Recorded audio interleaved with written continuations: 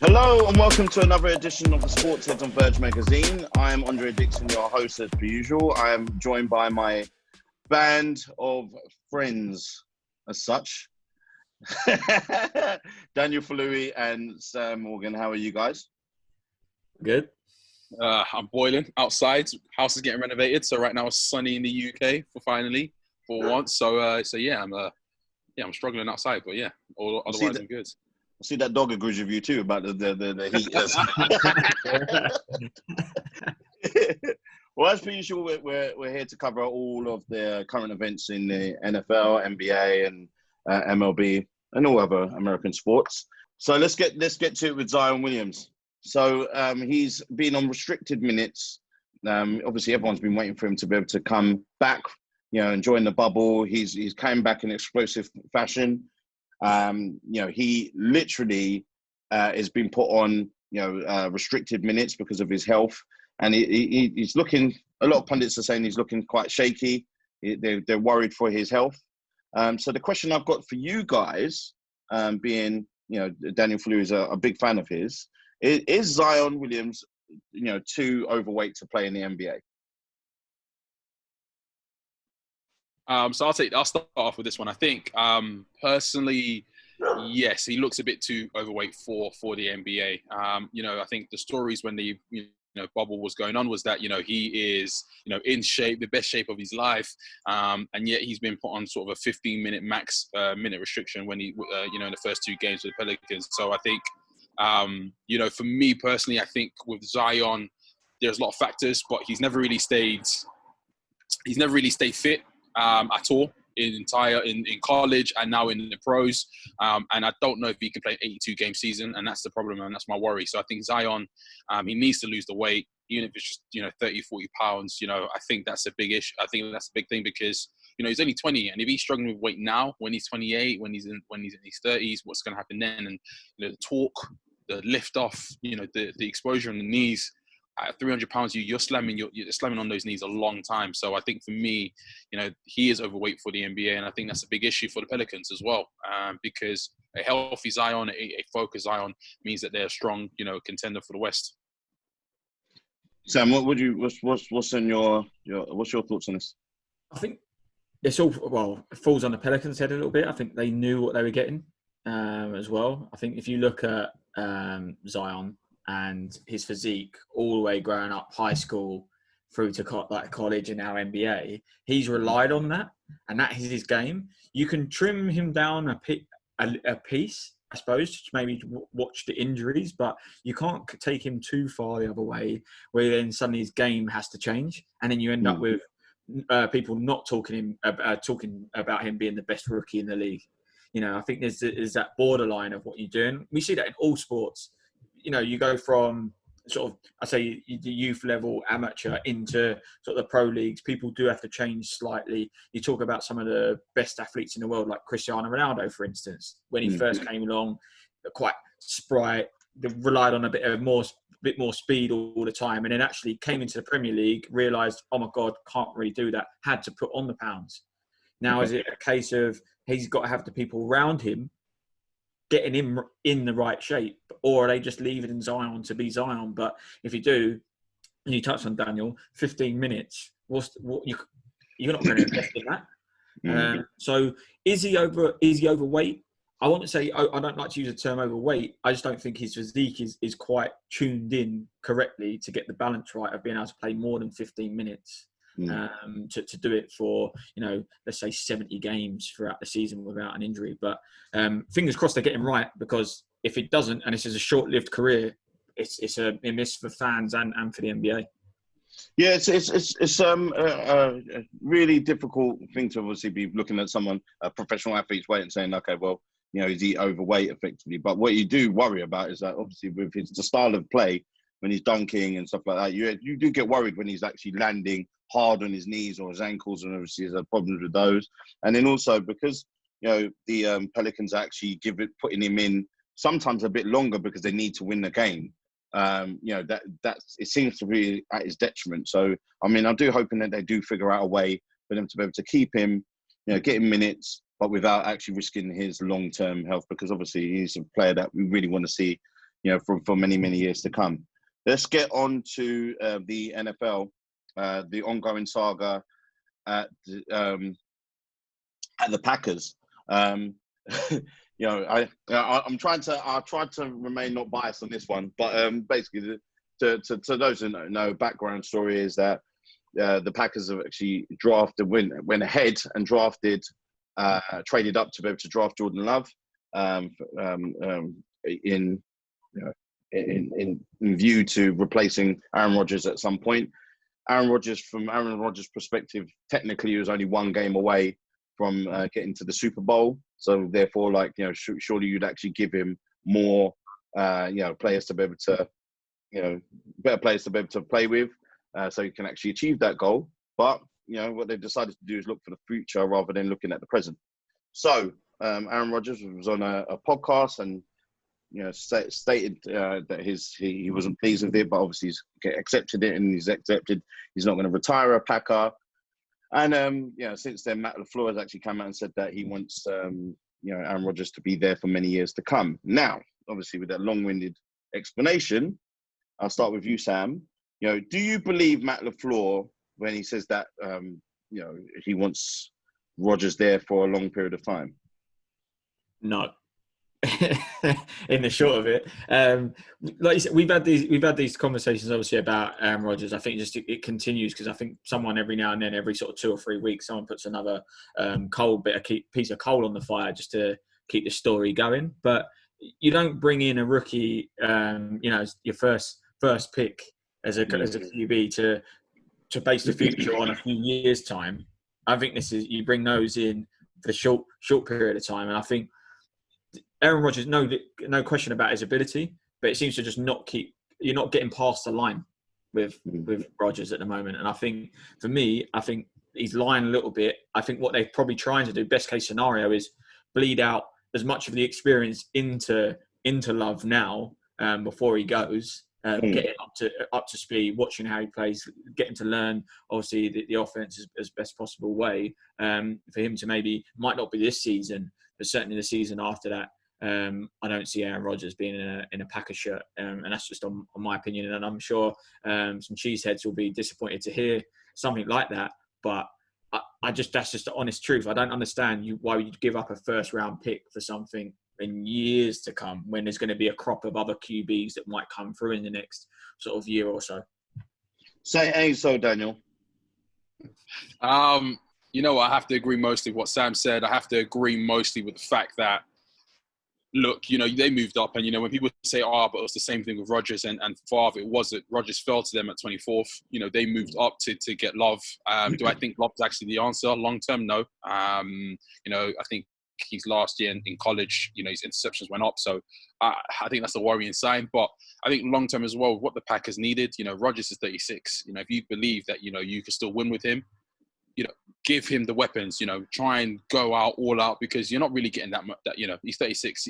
He might go to 40, 41 like Brady and Breeze and potentially Roethlisberger, but he's not going to do at the Packers. So you might as well stick with trying to bench out the team. And you've got Devontae Adams, who's basically saying, "Look, we're surprised as well with the pick." And one of the linemen came out and said that. So when the team's also shocked as well, you kind of know that as well. And like Sam said, they were one game away from the Super Bowl. About anything, they needed a receiver. They need some good tight ends. And, they haven't really supplied Rodgers with great picks and great players. So I think for me, that's always been an issue. That's always been a problem there. And I think, I think he's going to stay initially for the next 2 years, just because of the salary cap hit that Rodgers will take with a massive contract. But outside of that, after that, once he's not really a liability on the salary cap, they're going to move on. So I think the next 2 years he's going to be in, and then after that, gone. It's to me it's a shame if we see Aaron Rodgers move, because obviously he's so synonymous with those colours. I just think that it makes no sense to me that obviously when you look at it, all right, he's one game away, but they did get blown out in that one game. But to be honest with you, there's only so much he can actually do as a player, and I think him getting them to that spot, and also adjusting his game, because obviously usually free rolls, whatever he wants to do before, and then he's actually now sticking to actual game plan. Packers are becoming a bit more run heavy. So it just makes sense that, all right, give the guy another, weapon to be able to choose. And then, let's just see if they can actually compete with the 49ers and so forth. But it doesn't make any sense to me. I think that it will be wise for them to be able to kind of relook at things, settle things down, because you're putting a hell of a lot of pressure on this guy, Jordan Love. What do you feel like this is going to do to Jordan Love's career? Like, do you feel that this puts, unnecessary pressure? I'll start with Dan. I think so. I think that's going to definitely put, pressure on Jordan Love, because, you basically gone from a Hall of Fame in Brett Favre to Hall of Fame in Aaron Rodgers to now having to make sure that Jordan Love's a Hall of Fame. You've moved up in a draft to get him as well. So if he's not a Hall of Fame, then yeah. If he doesn't win you a Super Bowl, then yes. I think there's more expectation on him than most of the rookie quarterbacks in his class, simply because, you moved up to replace a great, if not one of the greatest throwers of the ball. So I think it's unfair on Love as well. And also, by all indication, no one was going to take Love in the first round. So I personally think it was a wasted pick in the first round. But that's just me. Sam? I don't know. I think for him, I take it as an opportunity. I think it depends on, this is the sportsman's mentality now, to see actually whether he can come into this. What I am scared of is we've got another Josh Rosen on the cards, potentially. He's okay. Is he the answer? There's obviously question marks around it, and, no disrespect, but we've seen what's happened to Josh Rosen.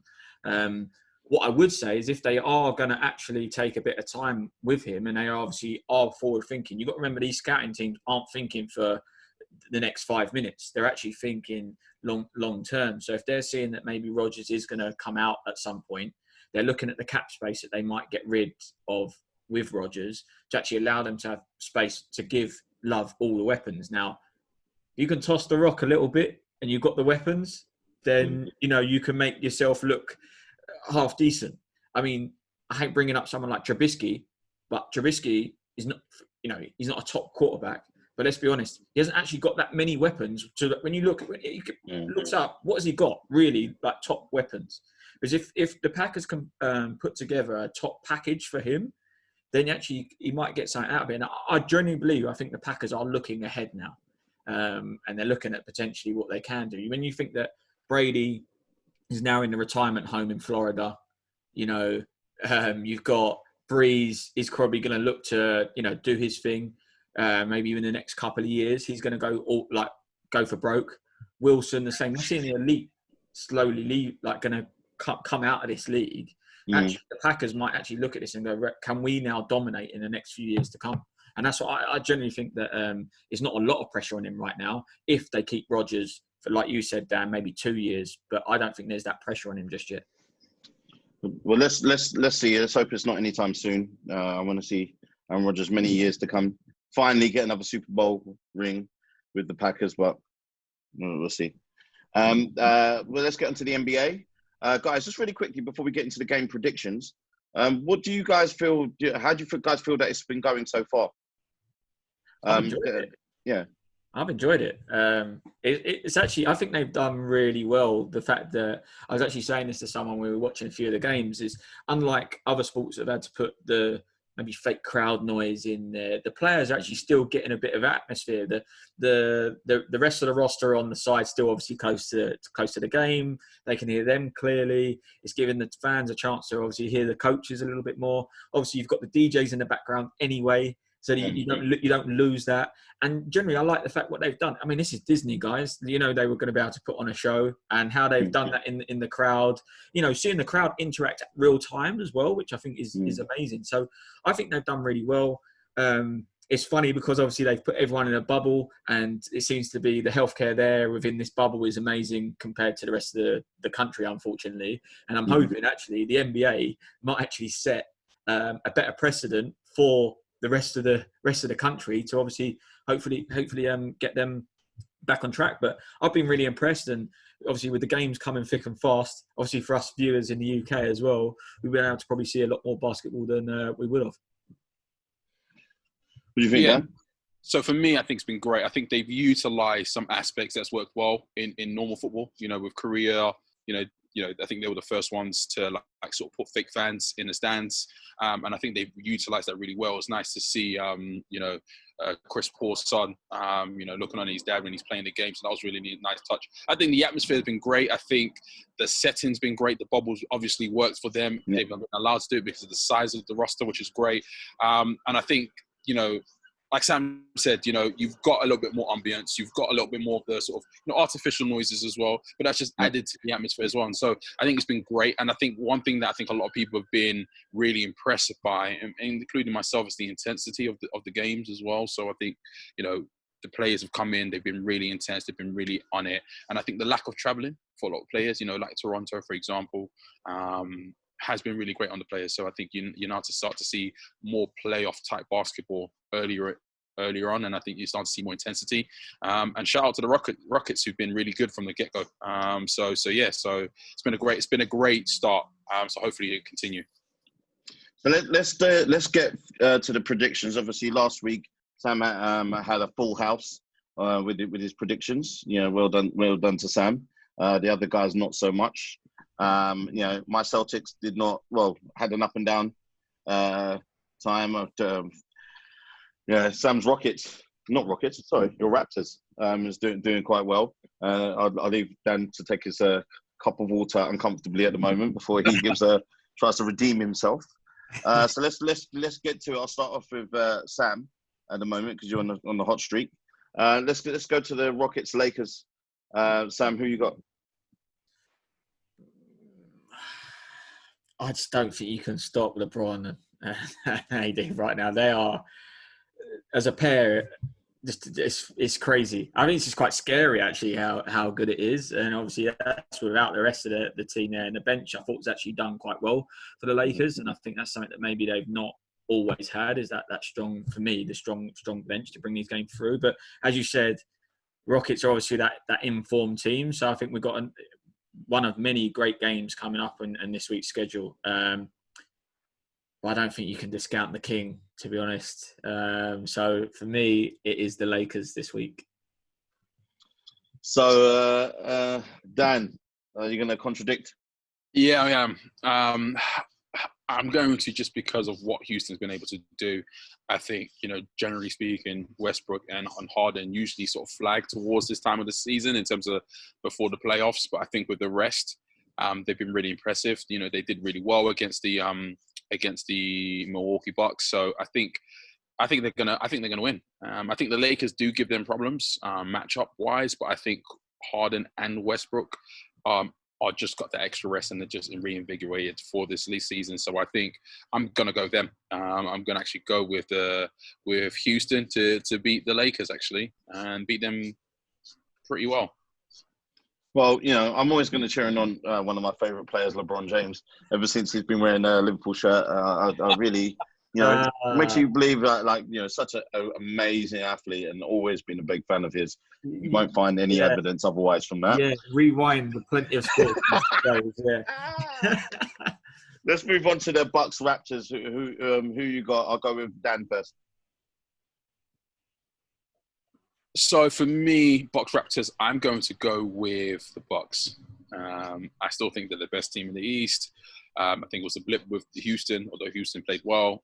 I think Giannis is the MVP, or has been the MVP for the regular season in my personal opinion. So I'm going to go with the Bucks. I don't like to bet against them when it comes to teams in the East, and I think they've only lost 13 games in this season, I think. So I'm going to go with the Bucks. Okay, and Sam, who you got? I don't know. Anyone notice the air horn he got when he said the Bucks? I know someone agrees with him. I'm disappointed by that. Do you know what? In all honesty, I'm never going to not go against the Raptors. So you can put my pick down as the Raptors. But another homer pick. It's got to be a homer pick. But I did that last week, and look at how well the Raptors did, unlike the Celtics. But the Bucks are strong, and the Greek freak does worry me quite a lot. And it would be interesting to see how we match up with that. Defensively, Raptors have obviously been always quite strong. But yeah, listen, Raptors for my pick. But I won't be hugely disappointed if we come away with the L on this one because the Bucks are a great side, and I imagine they'll be good representation from the East this year. Right, so let's go with the Grizzlies versus Portland Trailblazers. Trailblazers have been doing really well, actually. A bit of a surprise package. Sam, who you got? Yeah, I'm going with the Trailblazers on this one. Like you say, they have been a bit of a surprise package. I think they've adapted quite well to the situation in the bubble as well. I think they're rising to that. Nothing against the Grizzlies. I think this will probably be a close game. And I think Daniel, props to him last week. I'm not sure what game it was, but you said it'd be by the point. I think it was the Lakers nicked it by basket. I think this will be the same thing. Wouldn't even surprise me if it goes to OT, to be fair, on this one. But for me, I'm going to go with Portland. Who you got, Dan? So I'm definitely going to go with Portland. The reason why I'm going to go with Portland is because they need to win. They definitely need to win. They need to beat. They need to beat Dallas. Because I think Dallas is 7th right now. So if you look at the table, you've got the Grizzlies just ahead of the Blazers. So I think they need to win to get over to leapfrog the Grizzlies, Memphis, and take that 8th seed. And so Portland want to get into the playoff. They're a good playoff team. I think they'll be a good playoff team. So I think they're going to beat Dallas, and I think Dallas don't really have much to play for now. I think. Yeah, I don't think they have much to play for. I mean, obviously they could probably get the 6th or 5th seed, but I think for them, they're just going to sort of, fine tune themselves for the playoffs, really. Mm-hmm. Okay. Let's go to the last game. Heat versus the Pacers. I'll start with Dan. Who have you got for that one? So I'm going to go with the Heat. I think the Heat will beat the Pacers. When I look at what both teams have got to play for, I don't really think that there's much. I mean, there's a game between them. They're basically getting between the 4th seed or 5th seed. So I think the Heat is going to beat them. I think it'll be a close game, but I think the Heat will have them. And Sam? Yeah, I agree. I don't see anyone other than the Heat in this one. Again, just watching them against the Raptors, actually, we've done well to get out of that, and I was actually really impressed watching them. So I'm sure our resident Chris, once he sees this prediction, will be happy that I've said that. But yeah, don't see this being a difficult game for the Heat, to be honest. It should be. It's been a really exciting games, actually. I must say I was a bit dubious at the start when I heard about the bubble, and then obviously seeing the fan interaction. Now they got a lot of celebrities. Lil Wayne yesterday getting involved and putting himself in the virtual seats.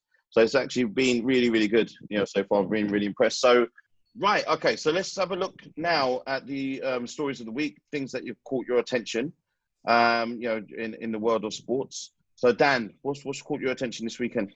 I think the big thing for me is The Rock buying the XFL for $15 million. I think, firstly, that's really cheap to buy the league, a league. But I think, Rock having a previous football background, I think his desire to his love for football and his star name as the owner or one of the owners for the league would actually just be good. And I think it could potentially be it can only be a good thing. Rivalry and competition breeds success and breeds progression. So I think it's a great thing for the NFL in the future. And I'm looking forward to see how the Rock takes on the XFL and the challenges he faces, really. Not bad. Is it you bought it from Vince McMahon, I believe, who used to own it. Yeah. So not bad. Not bad bit of business. Sam, what's your story?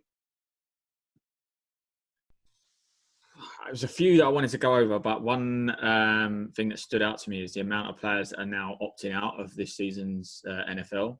It's really sort of concerning a little bit because how many is it going to take before someone to go, season can't start? Looking at the Patriots, they've got 8 players now that have now opted out due to this. That is, and they're some of them are starters. I think Marcus Lee's in there. They brought in to be a starter. So I'm worried that at some point there's going to be that one superstar that says, "No, that's me done," and that starts the chain of events. I'm really, really hoping that is not the case. And as I say, I'm hoping that they can sort that out. But it's something that people do need to keep an eye on because now we're starting to see, sports people aren't all Supermen. They can't stay hiding away from a pandemic, right? So Fingers crossed. But yeah, a few worrying signs. I just hope the teams can look after these players on and off the field, and hopefully we've still got some content to talk about throughout the season. Yeah, I hope there's some games where they can just go ahead and just you could choose the Giants to be the winners. I think everyone would agree. I think it's well deserved already. Great season already that we're having. With we finally haven't lost a game. Yeah, exactly. 100% record at the moment, so it's not too bad. Mine is basically a little PTA. Or PT, public social announcement. That's what I'm saying. TCA coach decided to use the N-word to tell his players not to use the N-word. Here's the thing: if you are not black, you cannot use the N-word in any form of way. You cannot tell people to not use the N-word if they're black as well. So I would suggest people, don't you try to find ways to be able to use the N-word. It's not for you. If you're not black, do not use it. Plain and simple. I can't make it any more simple than that. Guys, this weekend, what are you up to? More sport. More sports? More sport. Daniel looks like he's ready to the barbecue. So, well, hopefully barbecue this weekend. But yeah, I think it's just more so NBA. I'm just looking forward to just sports, and we've got the Europa League for United on Monday, so quite excited for. It's going to be a good weekend, really, of sports. I got a nice trip down to Mercedes World actually, which will be quite good fun. And actually, another virtual screening, kinda, I suppose. Not bad. So the other half lives. yeah. Actually, little shout out to Heineken for that one, and providing that the niceties, as it were. So, always got me going. It is a drive-through, but what they are providing is alcohol-free beer. So don't worry, guys. I will make the next show. Well, on that note, I'll be on my way down to Daniel's barbecue. I can see something simmering in the background, so let's all head there. Heineken, you can send us over the drinks. Thanks, guys. Till next week. Peace.